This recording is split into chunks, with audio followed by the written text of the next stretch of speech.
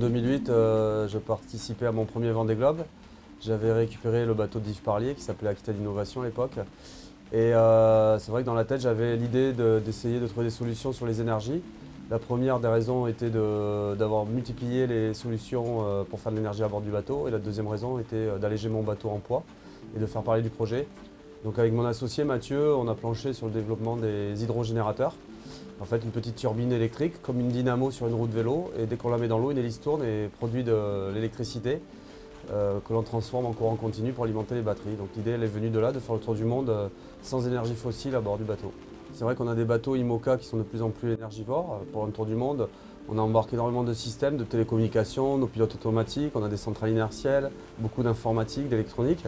Et grâce aux hydrogénérateurs, on peut les laisser à l'eau et ne pas s'occuper de notre énergie, puisque l'hydrogénérateur produit plus que les besoins du bord. C'est plus que de l'autonomie, on est en énergie positive. Donc ça permet de moins se soucier des problèmes d'énergie, de production énergétique.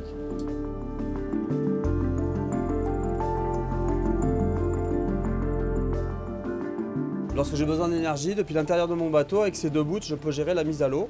J'en lâche un et je tire sur l'autre et ça y est, hop, mon hydrogénérateur est en position de production électrique.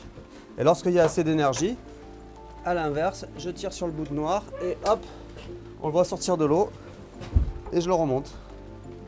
Aussi simple que ça. Pour la petite histoire, quand je suis parti sur Vendée Globe en 2008, j'ai cassé mon mât très vite. Et du coup, j'ai pas pu prouver que notre invention, notre solution était la bonne. Et il y a deux skippers qui m'ont énormément aidé au retour du Vendée Globe. C'est Marc Guillemot et Roland Jourdain qui m'ont mis à disposition leur bateau pour tester les hydrogénérateurs, continuer à développer. Et sur la première course Barcelona World Race, qui est un tour du monde en double, en 2010, nous avons pu équiper quelques bateaux IMOCA. Et au fur et à mesure, aujourd'hui, on équipe tous les bateaux de la classe IMOCA, les classes 40 qui sont ici dans le port de la Jacques-Vabre, les ultimes, enfin tous les bateaux de la course au large sont quasi équipés tous de nos hydrogénérateurs.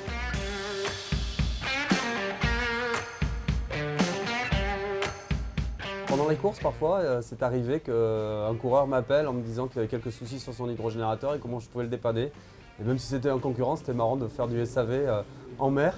C'était original, mais bon, c'est vrai que ça fait plaisir de savoir que 100% des coureurs sont contents de ce matériel, l'utilisent et maintenant c'est devenu indispensable, à la fois en course mais aussi en croisière pour la plaisance.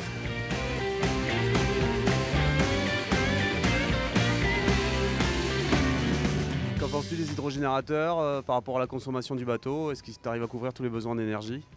Salut, bah écoute, nous on a donc deux hydrogénérateurs à bord. En fonction de l'allure sur laquelle navigue le bateau, de l'amure sur laquelle navigue le bateau, on en met ou un dans l'eau ou les deux. C'est vraiment un super gain pour nous, ça permet d'emmener moins de carburant, d'énergie fossile et on s'autosuffit en énergie avec les panneaux et les hydros. Mathieu, mon associé, a développé d'autres produits, notamment des éoliennes. On commence à travailler sur les éoliennes parce que maintenant les bateaux ils volent. Donc ils ne touchent plus trop l'eau, donc il faut faire de l'énergie autrement. Donc des éoliennes un peu spécifiques pour les hautes vitesses. Et on travaille aussi sur des petits moteurs électriques. Donc voilà, il y a plein de projets comme ça et des applications d'hydrogénérateurs dans d'autres domaines. Donc Tensi va bien et a beaucoup de travail.